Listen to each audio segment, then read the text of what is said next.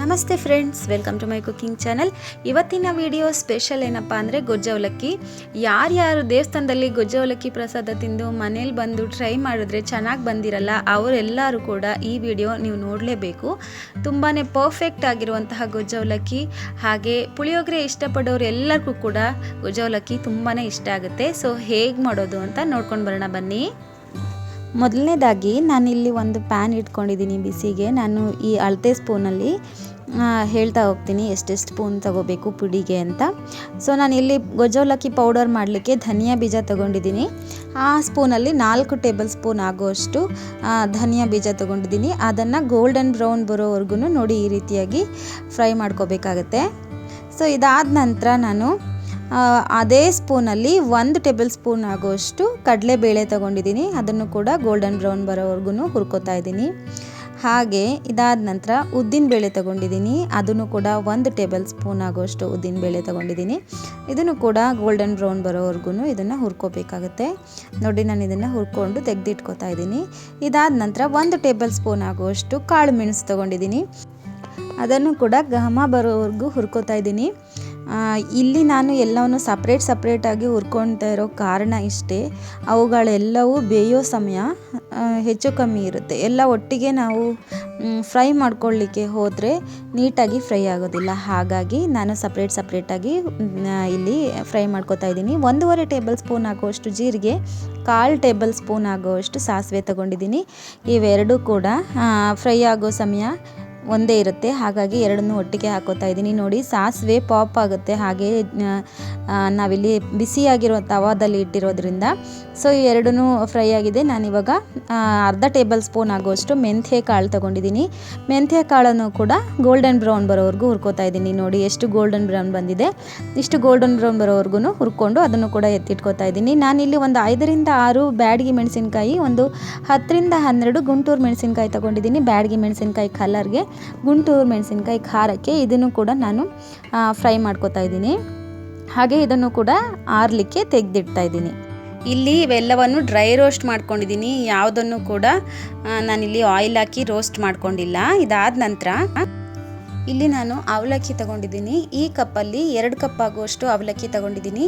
ಹಾಗೆ ಇದನ್ನು ನಾನು ಮಿಕ್ಸಿ ಮಾಡ್ಕೊಂಡು ಬರ್ತೀನಿ. ಹೇಗಂದರೆ, ಒಂದು ಅವಲಕ್ಕಿ ಇದೆಯಲ್ಲ ಅದು 2ರಿಂದ 3 ಪೀಸ್ ಆಗಬೇಕು. ಮಿಕ್ಸಿ ಜಾರ್ನ ಬ್ಲೇಡ್ ಇದೆಯಲ್ಲ, ಆ ಬ್ಲೇಡ್ ಮುಚ್ಕೊಳ್ಳೋ ಅಷ್ಟು ಮಾತ್ರ, ಒಂದು ಹಿಡಿ ಆಗುವಷ್ಟು ಮಾತ್ರ ನಾವು ಅವಲಕ್ಕಿನ ಒಂದು ಸರಿ ತಗೊಂಡು ಈ ರೀತಿಯಾಗಿ ಪುಡಿ ಮಾಡ್ಕೊಂಡು ಬರಬೇಕಾಗತ್ತೆ. ಈ ಕೆಳಗಡೆ ಬಂದಿದೆಯಲ್ಲ ಜರಡಿ ಮಾಡ್ಕೊಂಡಿರುವಂತಹ ಪುಡಿ ನಮಗೆ ಬೇಡ. ಈಗ ಇದೆಲ್ಲವನ್ನು ನಾನು ಮಾಡ್ಕೊಂಡು ಬರ್ತೀನಿ. ನೋಡಿ, ಈ ರೀತಿಯಾಗಿ ಕೊನೆಯದಾಗಿ ತೆಗೆದಿದ್ದೀನಲ್ವ, ಒಂದು ಅವಲಕ್ಕಿ 2ರಿಂದ 3 ಪೀಸ್ ಆದರೆ ಸಾಕು. ಇದಾದ ನಂತರ ಜರಡಿ ಮಾಡಿಕೊಂಡ್ರೆ ಆಯಿತು. ಈಗ ನಾನು ಇದನ್ನು ಹುರಿದಿರುವಂತಹ ಮಸಾಲೆ ಪದಾರ್ಥಗಳೆಲ್ಲ ತಣ್ಣಗಾಗಿದೆ. ಇದನ್ನು ಪೌಡರ್ ಮಾಡ್ಕೊಂಡು ಬರ್ತೀನಿ. ತುಂಬ ನುಣ್ಣಗೆ ಪೌಡರ್ ಆಗಬಾರ್ದು. ನೋಡಿ, ಈ ರೀತಿಯಾಗಿ ಸ್ವಲ್ಪ ತರಿಯಾಗಿ ಕೂಡ ಇರಬೇಕು. ನಮಗೆ ಇವಾಗ ನಾವು ಇದೇ ಪೌಡರಲ್ಲಿ ಕೂಡ ಪುಳಿಯೋಗರೆ ಮಾಡ್ಕೋಬಹುದು. ಇದು ಗೊಜ್ಜು ಅವಲಕ್ಕಿಗೂ ಕೂಡ ಆಗುತ್ತೆ. ಎರಡಕ್ಕೂ ಒಂದೇ ಪೌಡರ್.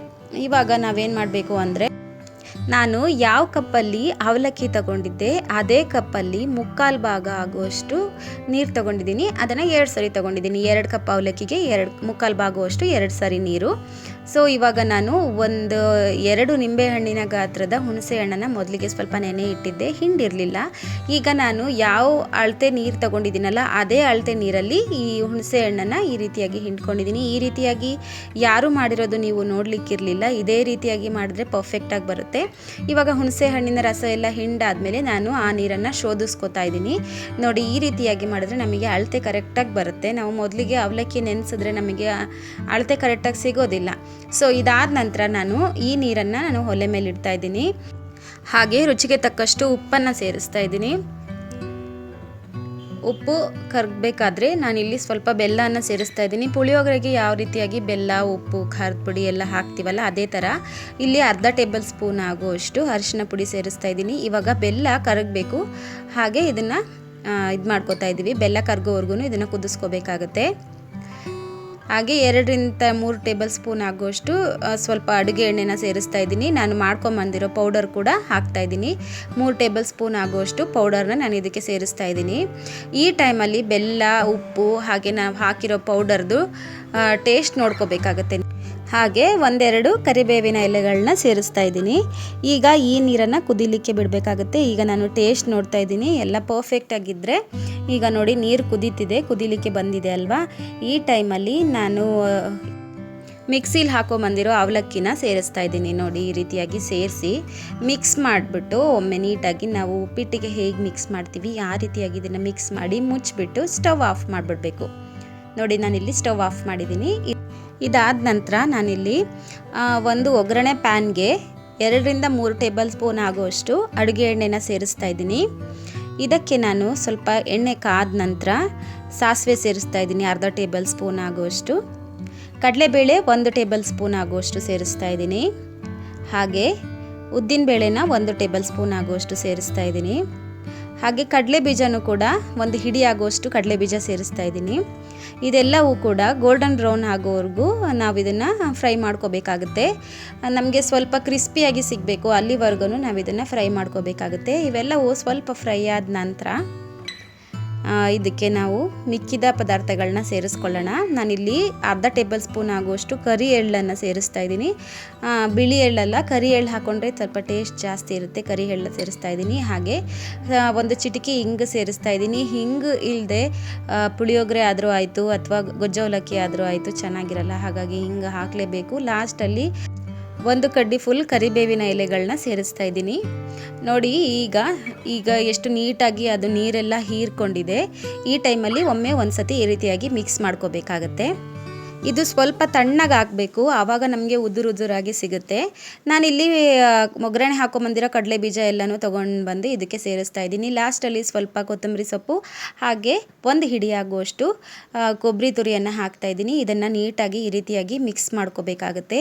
ಇಷ್ಟೇ, ನಮ್ಮ ಫೇವ್ರೆಟ್ ಗೊಜ್ಜು ಅವಲಕ್ಕಿ ರೆಡಿಯಾಗಿದೆ. ಇದನ್ನು ಮಿಕ್ಸ್ ಮಾಡಿಬಿಟ್ಟು ಸರ್ವ್ ಮಾಡಿಕೊಂಡ್ರೆ ಆಯಿತು. ತುಂಬಾ ರುಚಿಯಾಗಿರುವಂತಹ ಗೊಜ್ಜು ಅವಲಕ್ಕಿ ರೆಡಿಯಾಗಿರುತ್ತೆ.